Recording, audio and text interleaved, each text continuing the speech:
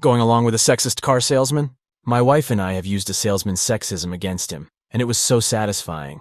It was when we bought our first new car. We were nervous that we didn't know what we were doing, so we did a lot of research. It helps that my wife is a librarian.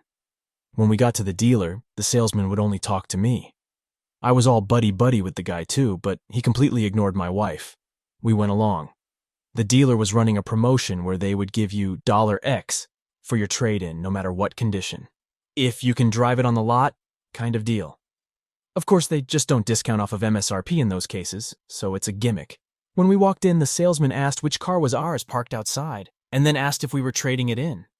I said no, we weren't trading that car in. You can see where this was going. As I said, we had done our research and knew what a fair price was for the car we wanted. At the time, Edmunds had detailed dealer-level price information for many new cars, including all the various ways a dealer gets paid and what their true costs are. The invoice price is not their true cost. I negotiated the price, since he wouldn't talk to my wife, and we arrived at a number I thought was fair, actually. We got a good deal at that point. Everything was going smoothly as he wrote up our agreement until he confirmed that we didn't have a trade-in. I said no, we were trading in a car, just not the one we drove into the dealer in. He literally froze for a few seconds, looking down at the form, his hand hovering over the page. He asked the make, model, and year of our trade-in, and when I told him, he sputtered and balked. The car we were trading in was on its last legs. I'd had it all during college, and it was old before I bought it. It was definitely past its prime. I said, I thought you were running a promotion where the quality of the trade-in doesn't matter. I asked him if he would have given us a higher price if he knew we had a trade-in. My wife said under her breath, "That's sleazy." He heard, as she intended him to. He then tried to renegotiate the price. We knew from our research that if they gave us the price we had already agreed on, and they honored the trade-in deal, that they would be losing money. So we were willing to move a bit, but we wanted to take our time. He was visibly nervous.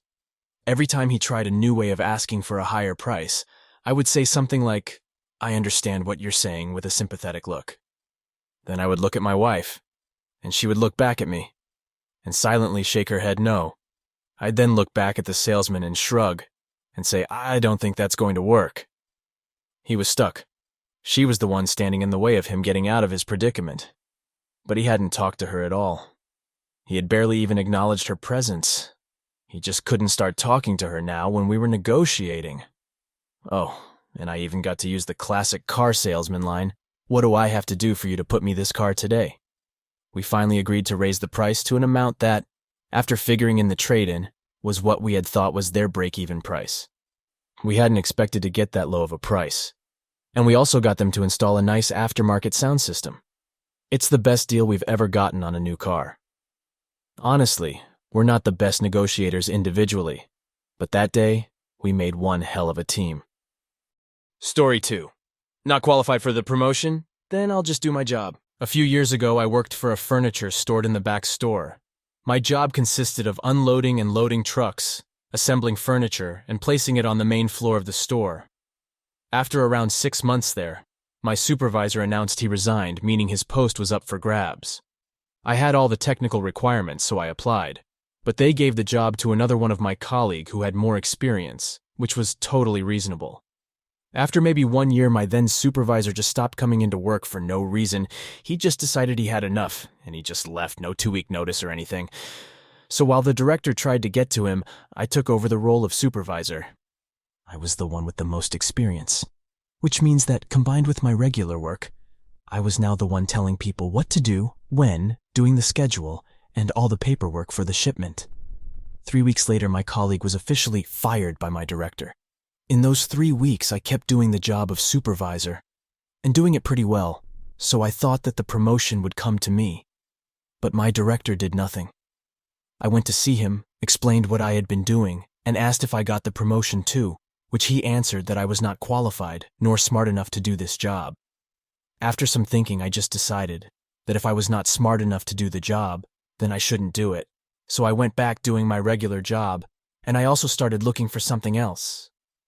4-5 days after I stopped filling in my director, come see me in the back store, asking why the F asterisk asterisk asterisk the job isn't being done.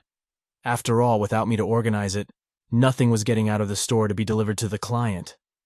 I just reminded him of our previous meeting, and he told me, yeah, I remembered that. What I meant is, you're not qualified to get the pay bonus for the job. You still have to do the job, you idiot. I have to admit, I still wonder how tough that would work. Still a bit dumbfounded, I just told him that if I wasn't going to get paid for it, I certainly won't do the job, and that considering we were already short-staffed with my old supervisor gone, he should be a bit more polite. Apparently, this was an unreasonable request, a total lack of respect to him and worthy of firing me. Yep, still don't get how that would fix anything, but hey, he's the boss. I packed everything and left knowing that the back store, which needed 5 people to operate, was now down to 3, with the most experienced worker having a total of 4 months. It only took my boss 1 day to call me back and telling me maybe he went overboard and that perhaps we could arrange something for the promotion too, which I replied that I would not be coming back since I had a few interviews lined up. I hung up while he was still cussing at me. After a few months at my new job, I heard some surprising news. The store had closed down after 2 other backstore employees resigned. Gotta admit that it felt good to see my old boss finally get what he deserved. Story 3. Bank wants to play stupid games, then let's play stupid games. So I live in S Korea, but I work for a US company in S Korea. And because I work for an American company and I'm one of the few employees of my company that is American, in S Korea, my company doesn't issue me this letter that basically says, I'm employed in S Korea. So this means I have restrictions on my Korean bank account. I can only withdraw 250,000 won, about $216 a day, from an ATM, and if I go in person to a teller, I can only withdraw 1 million won, about $870 a day. This normally doesn't present a problem for me. I also can't have a debit credit card. I get a bank book, which is kind of like an electronic checkbook. That's a physical thing you carry. FYI, I use my American bank for most of my day-to-day spending. But it did once. I signed a lease for a new apartment, and the deposit was 10 million won, about $8,700. Yes, this is normal for Korea. So I transferred the money from my American bank to my Korean bank, and I went to the bank in person to transfer the money to my landlord. I get there and the teller tells me I can only transfer 1 million per day. My first idea was to ask my landlord if she'd be cool with me transferring her 1 million won a day for 10 days. She doesn't like that idea. So I'm sitting there arguing and the bank manager comes out. He's a nice enough man and speaks good English. Basically, he says because of my type of my account, there is no way I can transfer more than 1 million a day. So I need this money and I'm thinking and the light bulb goes off in my head. Me. If I close my account, do I get my money? Manager. Yes, we would give you the cash. Me. And if I close my account, can I open a new one? Manager. Of course. Me. Is there a waiting period after closing my account to open a new one? Manager. No. Me. Fantastic, please close my account. Manager. Sure, I will need your bank book and we will destroy it. Hands them my bank book and they destroy it. Signs some papers to close the account. Bank manager closes the account and gives me all the money in the account in an envelope. Manager. Anything else I can help you with today? I smile, pull out my passport. Me. Yes, I'd like to open a new bank account. Bank manager looks at me and it dawns on him what I just did. He laughs, shakes his head and goes, sure, not a problem. I opened a new account, deposited 10,000 won and left with my deposit in my pocket. I believe this qualifies for malicious compliance because I followed the bank's rules and it resulted in them having to do more work. Story 4. Call the police? Sure. In our mid-20s, my husband and I purchased and moved into our rather modest first house with our infant daughter. I made a big effort to meet and befriend our neighbors, and all of them warned me to be careful of one particular person, Jane. Jane had lived in the street for 3 years at this point, and had earned herself the nickname Big Fat Jane, as she was manipulating, intimidating, and thoroughly awful. Jane ran a daycare from her house, but neighbors on both sides reported hearing her scream at the children and leave them unsupervised in the garden. It's important to note that Jane's partner is a police officer. The neighbors were scared of retaliation if they reported her or stood up to her. It seemed Jane would use this to get away with her horrific behavior. Our house had a driveway with a dropped curb big enough for one car, but we could fit both if you blocked in the first and only used the second car. Parking on the street was very limited, and we had double yellow lines outside our house. Not allowed to stop, park there. During some essential roof work, our driveway was taken up by scaffolding and a skip, so we parked in the street and my husband parked outside BFJ's house. The next day when he went to his car, BFJ came running down her path shouting at him. She screamed about his antisocial parking, that his car would be towed, and that he could expect it to be scratched up if he left it there any longer. My husband calmly explained it was a public road, and she had not right to police the space. Her screeches at this point were loud enough that I, and several neighbors heard, and came to see the commotion. Her partner was perched at the door during all of this, saying and doing nothing. When she saw me on pavement with our daughter, she pointed and screamed, "You'll have the social on you if you don't fuck off! I'll scratch you right up!" At this point, I told my husband to come back and we were calling the police. She responded, "Call the police! I fucking dare you!" He's pointing at her partner. "A policeman! He'll if asterisk Key King sorts you out! You won't know what hit you!" At this point, my husband looked at her husband and said, "Is that right? And you're agreeing with what she said?"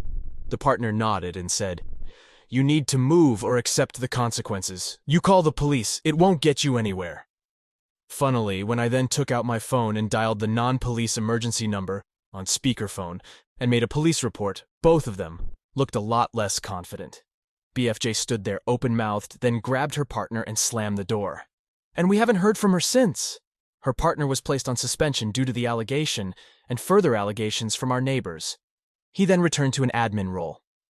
After our confrontation, BFJ was given a warning for a public order offense. However, due to a number of reports, her daycare closed and she's no longer able to mind children. Their house is up for sale, however, as she made a number of modifications without proper planning or works. People, its price is significantly lower than they expected, and they're in negative equity, all because of a parking space. Story 5. I must check for any place a person can hide during a fire drill. Okay, let's see how that works out for you. I worked in a building where I was a fire marshal. No extra money and a small amount of extra work, but someone has to do it. I was also first aider, and somehow got landed with arranging the Christmas night out, so maybe the building manager saw me as an easy mark. The only advantage that I had was that during a drill or real event, I had absolute power. Anyone not following an evacuation order swiftly was called up for disciplinary action. We had random drills about 12 per year. My job was to ensure that the building was clear. Basically pop my head in each office space, toilets, kitchens, etc., and see that nobody was there and then take a register outside. 5 minutes tops. Anyone booked into the building that was not registered by me was in trouble. The drills were sprung on me as well as the building manager had the fire alarm keys, and it made it a more realistic test. The building manager was a dick. He wielded his small amount of power as much as he could and loved to report people for tiny infractions. During one drill, he hid in a cupboard and then called me into his office for failing to ensure that the building was clear. Apparently, some people may run and hide from a fire instead of leaving the building. I got a wagging finger and told to do better next time or I would lose the marshal role. My job was pretty safe, since nobody actually wanted to take over, and after hearing the story of me getting into trouble, they absolutely did not want the job. The building manager changed the fire marshal process instruction to include checking hiding places. This is a site instruction. He had no power to do so, I later found out. MC begins. The alarm went off, the first after my failure to check cupboards. Everyone left, crossed the road, and stood in the assembly point in, and this is very important, the rain and wind. I searched the top floor very carefully, opening up large cupboards, opening up boxes large enough to hide a person, looking under each desk in case someone was hiding. First floor ditto, UK, so our first floor is US second and our ground is US first. By now people were cold and wet and unhappy, but building manager refused to let them enter. He knew that it was coming. He was well prepared for the weather. Most people had light clothing on as the car park stood next the building. They don't bother with coats in the 20-feet trip from car to building. Ground floor checked everywhere, and finally the basement where the boiler lives and is a general dumping ground for old files and junk. That took ages, but I was thorough, very thorough, and slow. Thorough, slow, not taking the piss slow. I left the building, took the register, and a mass of sodden people headed back into the building. I was massively unpopular until I showed them the PI that said I had to check all spaces that someone could hide. They knew what happened at the last test, and directed all the anger at building manager. It was the equivalent of the angry villagers turning up at Castle Frankenstein with torches and pitchforks. People were furious at him some. One of the office staff was a union rep and reported him to the site safety officer, who went ballistic at him, telling me to remain in a potentially burning building longer than necessary. And a number of people went home to get dry clothes, and the company had to give them special leave to do so, or else the union would have to get involved. He got shit from all sides: workers, union, management, and site safety officer. Most of the time, nothing gets done when it is just you complaining, but it really gets done when the correct people are inconvenienced. Story 6, I took it all. My boyfriend and I broke up a few months ago, but there have been complications with the apartment because we are both on the lease, and blah blah blah. But I found a new place to live and moved out last weekend. I got the important stuff out, but there were still a few small boxes left, and I didn't go through the kitchen because I didn't know what my new roommate had. My ex helped me move, and everything was going very well, and we were being cordial. Well, last night my ex asked me to come over to pick up a few of the small boxes that were in the closet, and to say hi to his dog, who was sad that I was gone. So I go over there. We are hanging out. I play with his dog. Everything is good. Then I asked him if he minded if I took the dish brush because my new house didn't have one. I asked because I bought this dish brush just a couple weeks ago, and I even splurged on a nicer one. Like $5 LOL. Side note, I am the only person in our relationship who ever bought household items like this. I just moved into a new place where the rent is higher. I've had to pay for a moving truck and all the other little things associated with moving somewhere new. The last thing I want to do is go to the store and drop another $50 or so, buying a bunch of little things I literally just bought a couple weeks ago. Apparently asking for the dish brush triggered him, and he made the ridiculous dictate. At 8 p.m. on Wednesday, mind you, that I could take anything that's mine tonight, but anything that was there when I left that night would be his property now. I, annoyed, said no, that I don't agree to this. I immediately said the dish brush was not a big deal. I told him that I did not come prepared with boxes, bags, etc. to get everything I wanted from the kitchen. I said I could do this tomorrow or any other day of his choosing. I begged him to compromise. I told him I wouldn't take the dish brush or anything that he said he wanted. However, he only tripled down and refused to budge from his ridiculous demand. So I became very irate. I told him that if he was going to make me move all my dishes out in plastic trash bags tonight, that I was going to take every last thing that was mine. Again, I am the only person who ever bought anything like pots, spices, utensils, cleaning supplies, etc. I was planning on leaving most of it with him because my new roommate already has a lot of this stuff. But I decided that if he was going to make such a ridiculous rule, then I would take it all.